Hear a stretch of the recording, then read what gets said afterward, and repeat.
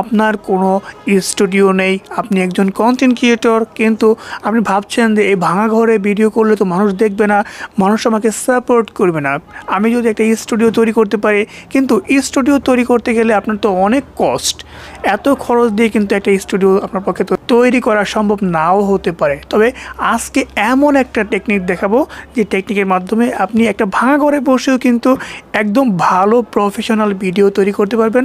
মানুষ বুঝবে না এটা কি স্টুডিওর ভিতরে নাকি এটা স্টুডিওর বাইরে। সো দর্শক, এটা করার জন্য আমাদেরকে একটা অ্যাপ ইনস্টল করতে হবে, সেটা হচ্ছে আমরা প্লে স্টোরে চলে যাব। দর্শক, প্লে স্টোরে যাওয়ার পর আমি এখানে লিখব ইনশর্ট। ওকে, ইনশর্ট লিখে সার্চ দেওয়ার পরে এমন একটা ইন্টারফেস পাবেন। সো এইখানে আমারটা ইনস্টল করা রয়েছে, আপনি অবশ্যই কষ্ট করে একটু ইনস্টল করে নেবেন। এরপর এখান থেকে ওপেন বাটনে চাপবেন। চাপার পরে এখানে দেখবেন যে ভিডিও নামে একটা অপশন রয়েছে, এখানে চাপবেন। এখান থেকে নিউ নামে যে অপশনটা রয়েছে এখান থেকে চাপবেন।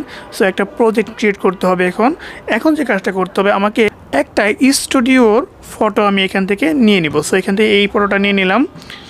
দর্শক দেখতে পাচ্ছেন যে এটা কিন্তু একটা স্টুডিও চলে আসছে। সো আপনার ভিডিওটা যত বড় আপনি এটাকে করে দিবেন। সো এটা করার জন্য এই লেয়ার অপশানে চাপবেন, এটাকে একটু ধরে টেনে বড় করে দিবেন।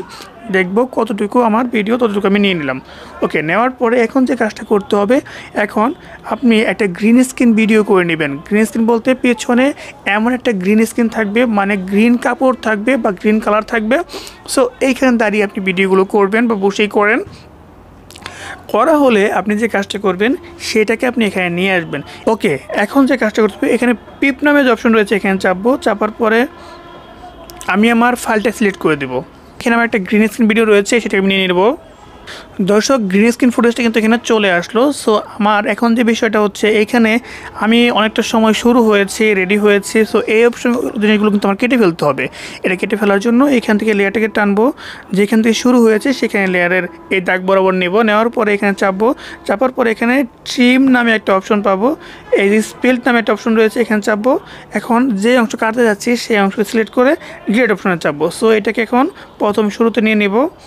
শুরুতে নেওয়ার পরে এখন যে কাজটা করতে হবে দর্শক, এখানে এই ভিডিওর একটা পাশে একটু শ্যাডো রয়েছে বা দাগ রয়েছে, আপনার ভিডিওতে যেখানে যে সমস্যা রয়েছে সেটা কাটার জন্য এই লেয়ার অপশানে চাপবেন।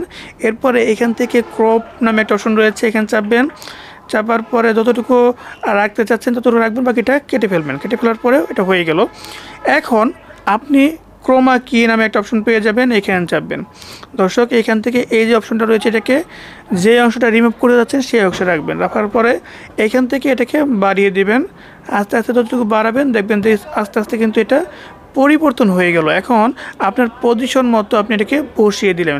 ওকে, বসিয়ে দেওয়ার পরে যে কাজটা করতে হবে দর্শক, এখানে কিন্তু আপনার এই কালারটা কিন্তু সুন্দর আসে নাই, অর্থাৎ আমার লাইটিং সেটআপে একটু সমস্যা রয়েছে। সো এটাকে আমি কীভাবে ইমপ্রুভ করবো, এটা ইমপ্রুভ করার জন্য এইখান থেকে ফিল্টার নামে একটা অপশন রয়েছে। ওকে, এখান থেকে আমি এই যে প্রথমে যে ব্রাইট নামে একটা অপশন রয়েছে এখানে চাপবো, এটাকে একটু কমিয়ে দেব। ওকে, প্রয়োজন মতো বাড়িয়ে দেবো। এখন যে কাজটা করতে অ্যাডজাস্ট নামে একটা অপশন রয়েছে, এখানে চাপবো। চাপার পরে এখান থেকে লাইটটাকে আর একটু বাড়াবো। ওকে, এখান থেকে এই যে একটা অপশন রয়েছে এখানে চাপবো, এটাকে বাড়িয়ে দেব। ওকে, এরপরে এখানে স্যাচুরেশন রয়েছে। ওকে, এটাকে হালকা একটু বাড়াবো। এরপরে দর্শক, এখানে কিন্তু শার্পনেস নামে একটা অপশন রয়েছে, এটাকে আর একটু বাড়িয়ে দেব। এই তো দর্শক, দেখতে পাচ্ছেন যে আমার কিন্তু ভিডিওটা একদম স্পষ্ট চমৎকার হয়ে গেল। দর্শক, একটা ছোট্ট বোনাস আইটেম দিব, এটা হচ্ছে আপনি যদি চান যে আসলে আপনার ব্যাকগ্রাউন্ডটা ব্লার হোক, অর্থাৎ স্টুডিওটা একটু কিছুটা ডিএসএলআরের মতন হোক, তাহলে কিন্তু এখান থেকে এটাও করতে পারবেন। সো আপনি পেছনে চলে আসবেন, টিকমার্ক করে এখানে লেয়ার অপশানে চাপবেন, যে ব্যাকগ্রাউন্ডটা সিলেক্ট করেছেন সেটার উপরে চাপবেন। চাপার পরে সোয়াইপ করে দিয়ে আসবেন। এরপরে ব্যাকগ্রাউন্ড নামে একটা অপশন রয়েছে, এইখানে চাপবেন। চাপার পরে এখান থেকে আপনি কতটুকু ব্লার রাখতে চান, সো এইখান থেকে আমি যে কাজটা করবো, এটাকে একটু সরিয়ে দেবো, নিচে দিয়ে সোয়াইপ করে নিতে যাবো। এরপরে আমি এখান থেকে এগুলো সিলেক্ট করে দেবো। একটু ব্লার হয়েছে, আরও ব্লার চাইলে এই ব্লার হচ্ছে। ওকে, ব্লার করে দেওয়ার পরে টিকমার্ক করে দেবো। দর্শক, এখন কিন্তু একটা প্রফেশনাল ভিডিও কিন্তু এখানে হয়ে গেছে। এখন এটাকে সেভ করার জন্য খুব সিম্পল প্রসেস, এখানে সেভ অপশনে চাপবেন, এখান থেকে রেজলিউশন সিলেক্ট করে দিয়ে সেভ করলে কিন্তু এটা কিন্তু সেভ হয়ে গেল।